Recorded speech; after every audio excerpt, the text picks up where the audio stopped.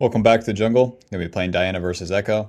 Diana is a little bit weaker than she used to be, but listen, the stats are like kinda lying. Her win rate's pretty low, but it shouldn't be that low. Here's the real juice, okay? You have to build Proto Belt as the first item.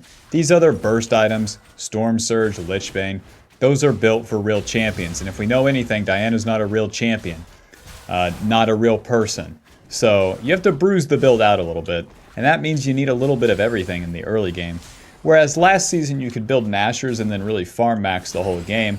You can still do that, don't get me wrong, but if you're going to participate at any point before the first 12 minutes, where the whole game is determined, then you probably need Proto Belt as your first item. But luckily, Proto Belt is a little bit better in terms of the components. We got Hextech Alternator, we got Kindle Gem. Now, if you go Domination Tree secondary like I have, you can also get Boots early. Speaking of which, we got our runes, Conqueror, Triumph, Alacrity, Coop. A little bit of damage, a little bit of take some damage. And then Eyeball Collection, Relentless. Relentless is going to help us initially get in range of people. Helps us move around the map faster. Gives us better tempo. Helps us flank. Helps us with a lot of stuff like that. What we give up is Cosmic Insight and Free Boots. Deal. In solo queue, deal. If I can get any sort of plays going, then that's a deal. I'm doing a very standard clear here. Literally as like default as it gets. We're still going to full clear, but as we finish our clear, our camps will take a little bit to respawn, and that'll give me time to fight. And then as I'm fighting, if anything's successful, on my next turn, when we start playing for the Void Grubs, then we can try to capitalize on that advantage. And that's why we path topside. Step 1, full clear, and then step 2, usually path topside because you're gonna have more melee champions on the top side. It's easier to gank top and mid lane as Diana than it is bot lane on the first 2 turns. Alrighty, Trundle, you want to crash that wave? You're about to have some problems, Buster. Nice. Good chunk. W. Oh. Hello. Ward, moving. He can only go one way. Q. Auto. W. Auto. I mean, he tried for a little do-si-do. Didn't find anything, huh? Oh, now Trundle's going to TP back, so what we can do is move into the bush. Pretend like we're going to scuttle. He's not TPing back.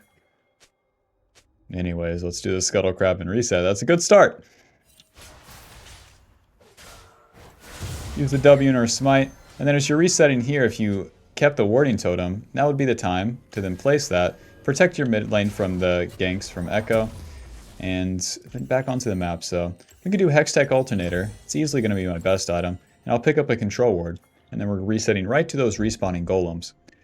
The Echo stayed on the map, so he also needs to be careful. Alrighty, step 1, full clear. Why do we full clear? Well, we need a lot of levels.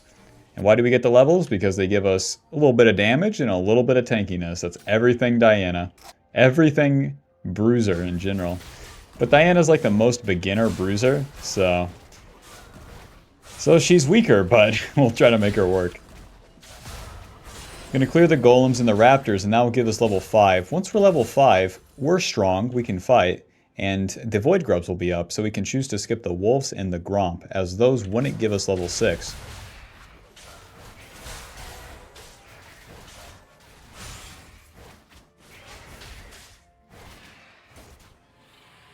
Come on, Raptor, die. Thank you. Alright, to the Void Grubs, boys. Can maybe gank top lane, and then mid lane is pushed in, so that's good. Echo's finishing his clear here. If he moves into the river, I can chunk.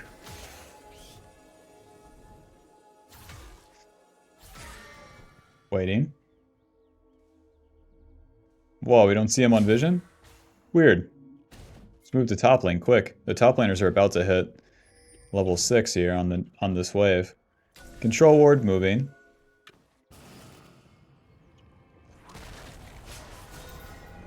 Damn, we didn't have the range. Now this is tricky. If I go into the river, then I may be by myself. At least I have flash though. So we'll clear up that vision. Set hits level 6. He also has push, so we still have a good position on Void Grubs. We don't know where Echo is, but if he stayed around here all this time, then he's delayed, like farming any camps. Since Trundle backs off too, that gives me a pretty good indicator that I can do these. As any farming jungler, these Void Grubs just act as another source of XP, and another thing to farm in the meantime as you're waiting to get level 6. Oh. And Diana does them pretty fast. And then if you do these back into your blue side camps, then you can hit level 6. W, moving. He ulted these sets, so we're good there. QE, auto, auto, auto, E, auto. Nice. Let's go ahead and reset. If we walk back to our camps now, it's a bit slow. But here we can spend our gold and then get back out on the map. We can spend it like this too. Boots, ruby crystal, and a dark seal. That's like as efficient as it gets with our gold. As a bruiser, I'm pretty, just every single recall, the more value you can get per item component, the better. Even if it delays things, like nowadays, because there's just so many fights to be had. Could fight for the void grubs, could fight for the dragon, could gank the lanes, could skirmish with the lanes. Enemy could be inting, allies could be inting. A lot of stuff can happen nowadays. So I feel like just getting the most bang for your buck every recall is not that bad of an idea. Alrighty, finish up the golems, we got our ulti. Now with our ulti, we suck the enemy in, slow them, and then deal a ton of damage. This is going to be our main engage tool. And we need to set up a Set, the Yasuo, and the Caitlyn for a good fight.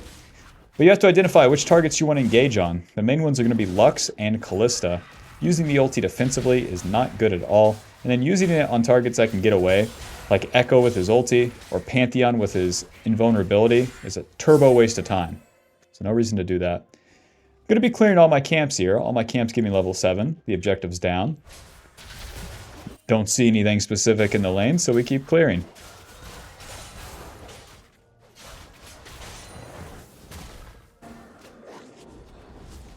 Main deal whenever you're clearing, you want to make sure that you're utilizing the passive. Whenever you cast an ability, you gain bonus attack speed for 3 seconds. So if you cast every ability at once, then you really delay the clear speed. Whereas if you space them out, Echoes show, so let's go top. We have a really good chance to kill here. Set's pretty tanky. Oh, good stun. E, W. Q, E, ulti, smite, auto, auto, auto, E, auto. Now it'll be the slam jam. Q. Moving. Okay, he dies to red buff.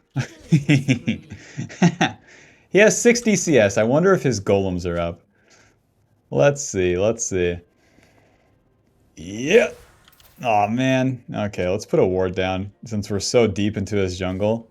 Oh, raptors are up. It just doesn't make sense. A little snack on the way out. Alrighty. Level 7, 68 CS, 3 kills. Q, E, auto, auto, auto, moving. Auto, auto. Q. Oh, he's pretty chunked. We can still reset though. I have the whole Proto Belt gold, and this is where I really like this item. Proto Belt's only 2,500 gold now. So on completion, we then gain the active. Let's go ahead and swap to Sweeper. Let's reset bot. We gain the active that gives us that dash and then deals damage. Now the stats are 60 ability power, 300 HP, 15 ability haste. Losing the magic pin from last season, but you get 3 stats, and that's kind of rare compared to the other items. And then having the utility of the dash really augments a basic champion like Diana. Remember, we auto attack and then press a Q sometimes. If we're lucky, we get a dash. Alrighty, my ulti's coming up, so now it's time to interact with bot lane. Oh, they are engaging. Nice. Proto Belt. Q. EW. Moving. A swing and a miss, Seraph. A swing and a miss, baby. Nice try. We love to hustle. Oh, if I used my E better, I could have followed them with the ulti. Into the river. We can cross through mid as the void grubs are coming up. Since we still have ulti, and I have pretty good XP lead on Echo, I'm fine with this. Excuse me, coming through.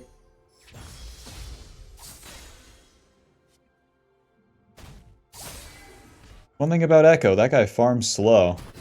Like nothing's going on for him, huh? We want to pull these bad boys together so that we get our passive hitting all of them, as well as our Q. God, Diana clears these so fast. With any AoE champion, you clear the void grub so well. Whereas single target champions like assassins are much better at clearing the dragon.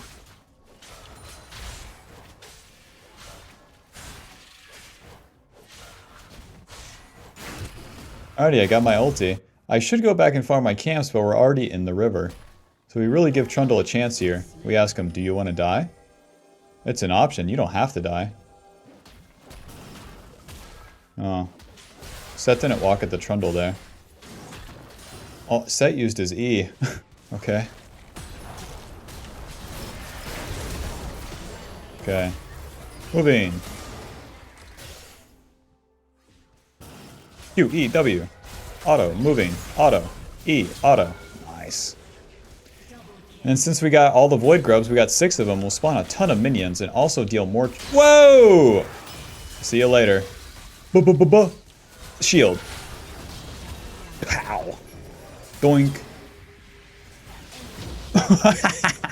Pooh.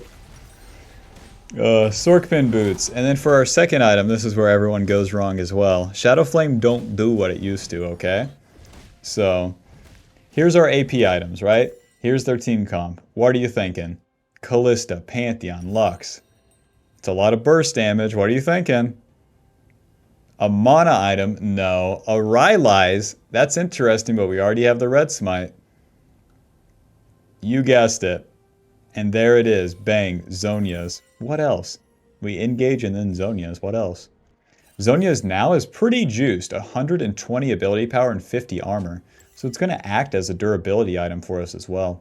Sure, they have some AP sources like Lux and Echo, but if you use the stasis of Zonia's, then you can avoid a lot of their damage as well. Alrighty. Let's clean up these camps, and then we'll be in position to contest Dragon. I'll just ping Seraphine to Dragon. Low elo players really like Dragon, so maybe they'd be concerned. But we're losing bot turret damage, which is not good.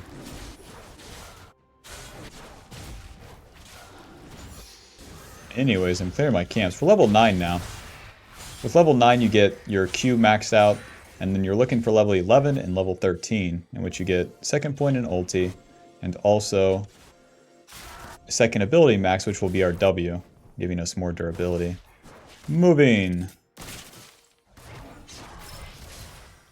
Deal a little bit of damage with that, but I'm not going to be able to chase anything. You can start the dragon, and then this is how you really attack the enemy. You pull them into you on the dragon. You guys want to come fight? Your jungler's topside. You can come fight. You'll lose, but you can right-click a bad guy. That's a good deal, isn't it? Yeah, come on down, Pantheon. Smite. Nice. Alrighty, goodbye, Pantheon. Oh, the only way I could hit bot lane is to have a flank. For some fucking reason, the Seraphine's still top. Alrighty, so if we cross through mid like this, we'll avoid vision. Just kidding. Just kidding, there's minions. Yasuo, come on down. Let's have a 3v3 top. Caitlyn's kind of being sacrificed for no particular reason right now. Moving. W. Protobelt. Q. Auto. Auto. Ulti. E. Auto. Auto. Nice. Q. Use the wind wall. Q.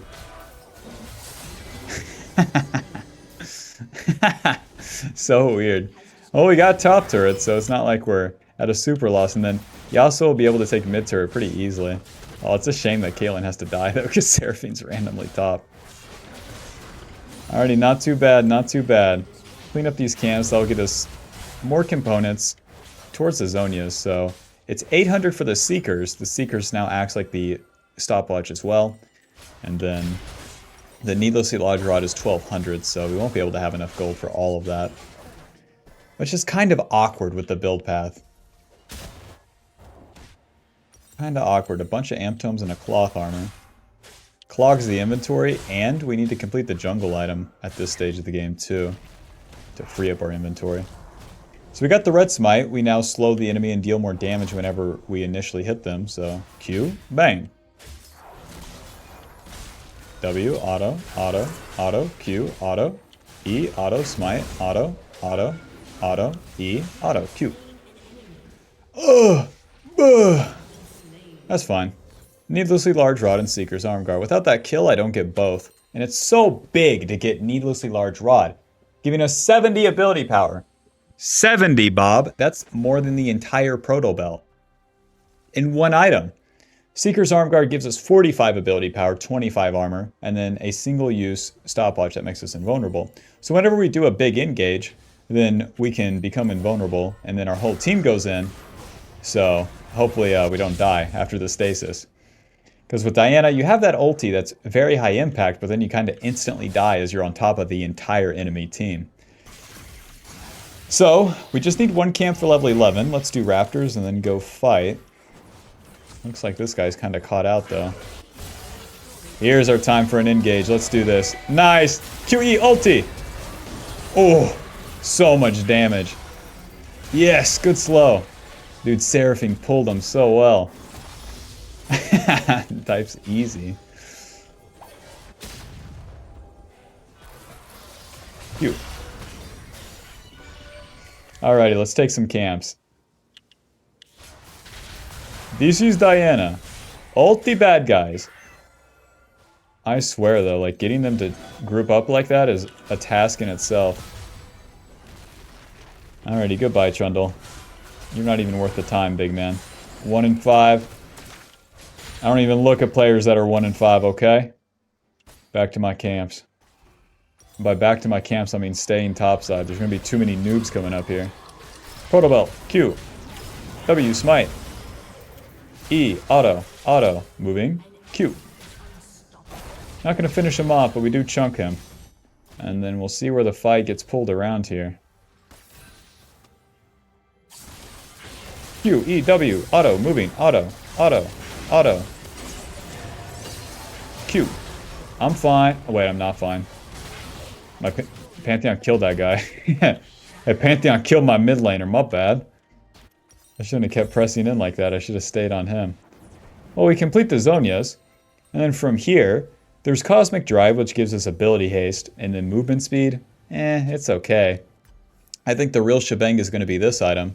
Cryptic Bloom, giving us ability power, percentage magic pin, ability haste. And whenever we get a kill or assist, we heal our allies. That sounds so interestingly good for Diana. Because you're going to kill everyone. And then if our allies are surviving, we win the fight. It's a very interesting, weird ability power item. But you need to keep building a damage item as our third item here. Zonia's is a mix, and this item would be kind of a bridging a gap in which we get that percentage magic pin. So even if the enemies bot magic resist, or they're higher level and have good base amounts, then we'll be able to get through that. Let's fight! Man, I should have taken the portal, huh? Q. Ulti! Oh, glad he stopped me. Don't even need to ult. Just finish him off with that Q. Well, that was easy. It's much more interesting when the entire enemy team groups up. So let's take this dragon. I'm not going to use the smite. And then we'll play for the Baron. We got the level 11, and now we're looking for level 13. That's a wasted Rift Herald, huh?